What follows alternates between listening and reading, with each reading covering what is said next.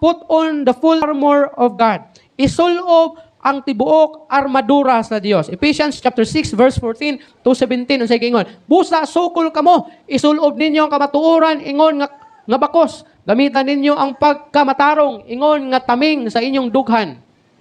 O isulob ninyo ingon nga sapatos ang pagkakanunay andam sa pagsugilon sa maayong balita may tungod sa kalinaw nga gihatag sa Dios. Gawas ni ana, gamita usab ninyo sa tanan nga panahon ang inyong pagtuo, ingon nga taming, aron dili kamo madutlan sa mga pagsulay ni Satanas nga sama sa nagadilaab nga mga pana. O gamitan ninyo ingon nga kalo ang nahuptan ninyong kaluwasan. Gamita usab ninyo ingon nga espada ang pulong sa Dios nga gihatag sa Espiritu Santo aron ikasukol batok sa kaaway. So aron makasukol kita sa kaaway, isulob nato ang tibuok armadura sa Dios. Unsa man ning mga armadura sa Dios? Belt of truth. Kinahanglan dili kita mubiya sa kamatuoran. Kay kung mubiya ka sa kamatuoran, masudlan ka sa kaaway, maigo ka sa pana sa kaaway. Breastplate of righteousness. Ang imuhang nga salipot sa imong dughan nga mao ang pagkamatarong. Mao nang ato ang integrity tarungon nato. Bantayan nato ang atong integrity. Nga dili ta masawayan sa ato ang mga silingan. Dili ta masawayan diha sa atong mga kauban na mga magtotoo. Dili ta masawayan sa atong mga minahal sa kinabuhi. Another thing, shoes of the gospel of peace. Ang ebanghelyo sa kalinaw o ang sapatos sa ebanghelyo sa kalinaw. Kinahanglan ato kining isulob. Ingon nga nagadala sa mensahe sa kaluwasan. Shield of faith, taming sa pagtuo. Nga ang atong pagtuo dili gayud mahimong dili gayud nimo nga mahimong biyaan o talikdan ang imuhang pagtuo. Another thing, helmet of salvation, ang kalo sa kaluwasan, kinahanglan nimong isulob. Sword of the Spirit, ang espada sa Espiritu. Kinahanglan ato kining isulob, kay mao kini ang armadura sa Dios.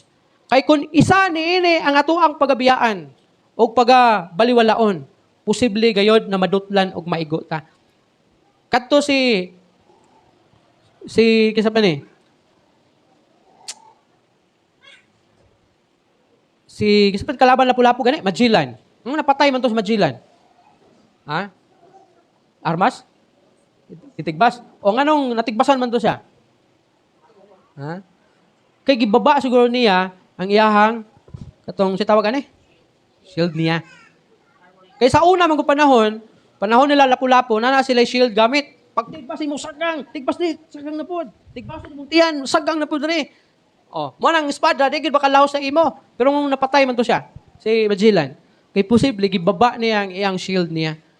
Sa unang panahon sa Bible, bisan gani sa mga tanaw ka sa mga old movies or kanang mga kinaraan nato ng mga salida, sama ng Troy, Alexander the Great, nga diin manglupad ng mga pana nga ang ilang sagang nila katong shield nila.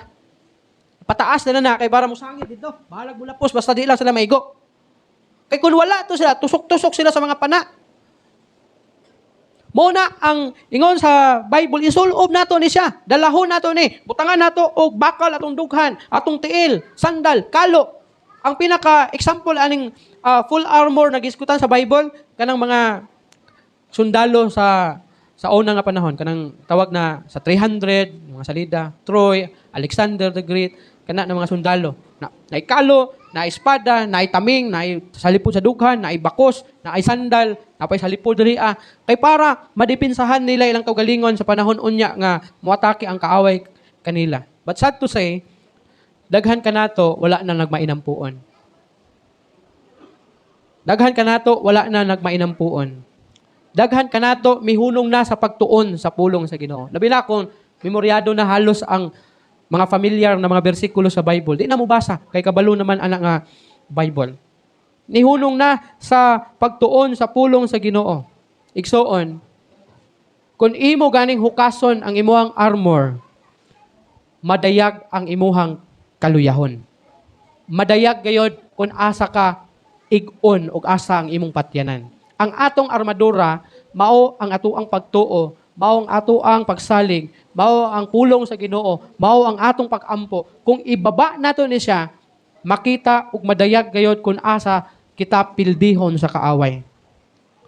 Huna-hunaa kung ang sundalo walay armor. Unsay nagpaabot kaniya? Kamatayon. Kung walay armor ang sundalo, ang nagpaabot niya kamatayon. Ang kaaway, hinumduman nato, ang kaaway, dili siya magpasidaan kanimo nga moatake siya. Atakihon kaniya sa pinaka-luwis nimo, kaya pinakahinaan nimo. Kung asa ka pinakahuyang, dito ka atakihon ni Satanas. Dili na mo announce si Satanas sa imo nga, oy, wala ka nag-ampo, atakihon ta ka ugma. Dili na. Sa mga kasagarang mapildi nga mga kampo sa sundalo, sa hinungdan, sa diha nga kumpiyansa sila. Sa diha nga nagkumpiyansa sila, atakihon na silang Satanas. Kailan mo, kahinumdo mo anang salida nga, Troy man siguro na siya, naa sila'y kasabutan tali sa kaaway, nga magpistok sila. Pistok sila. So, sa ilang pistok sa una, nagpadala sila og regalo. Naghatag sila og regalo dito sa gingharian ni Troy. Usa ka kabayo, nga dako kayong kabayo. Nanay termino nga gigamit nila. Usa ka kabayo nga dako kayong gipanday nila. Statua. Gisulod nila sa git kay lig-on man kayo ang syudad sa Troy nga gibidahan na sa ni Brad Pitt na siguro na. Lig-on kayo wag yung makapukan sa ilaha. Bisag unsaon pag-atake sa kaaway, di gid mapilde. Hinungdan nakipag pistoks ang mao nga kaaway. So aron nga magpasig-uli ang ilahang kabubuton, naghatag siya og regalo. Ingon nga pasig-uli. Usa ka dako kayong kabayo nga estatwa o gisulod dito sa syudad. Pagsulod sa mao nga dako nga estatwa nga kabayo, lamanuhay na nga pasig-uli na, pistoks na sila, may kalinaw na. Mao tutungod ana naghudya ka, grabe nilang inom, udya ka, lipay, wala na yung mga nagbantay tungod kay wala na may kaaway. Wala na yung nagbantay.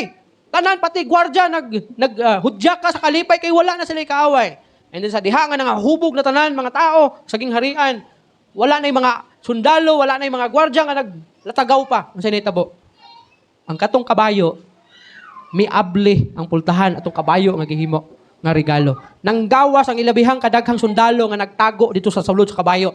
Nga diin, giatake sila o ipamatay sila tanan. Pati si Troy, pati si Brad Pitt, patay siya. Tungod adtong mga kaaway nga nagtago sa regalo. Mao na, nga kung sa ato na pagkakristohanon, kung ibabagay nato ato ang depensa gani, sudlan kita sa kaaway. Atakihon kita og pildihon kita. Kaya ang kaaway di na mo pasidaan nga, matake ko ugma. Wala kay makita nga NPA diha sa bukid nga mag-announce nga, ugma kung musaka mo ugma alas 9 sa buntag ambuson mo namo. Wala inana. Atakihon ka sa panahon nga wala nimo damha. Ingon ana pud ang kaaway. Remember ang Bible nag-ingon, ang atong kaaway sama sa leon nagangulob nangita og tukbunon. So kung huyang ka, sikwati ka niya. The enemy will not give warning. He will attack at your weakest point kung asa ka pinakahuyang. Prayer, scripture, and worship are not optional. Ang pagsimba, ang pag-ampo, ang pagbasa sa pulong sa Ginoo, dili ni siya optional. Kundili, kini siya imuhang armadura. Protection ni mo ni.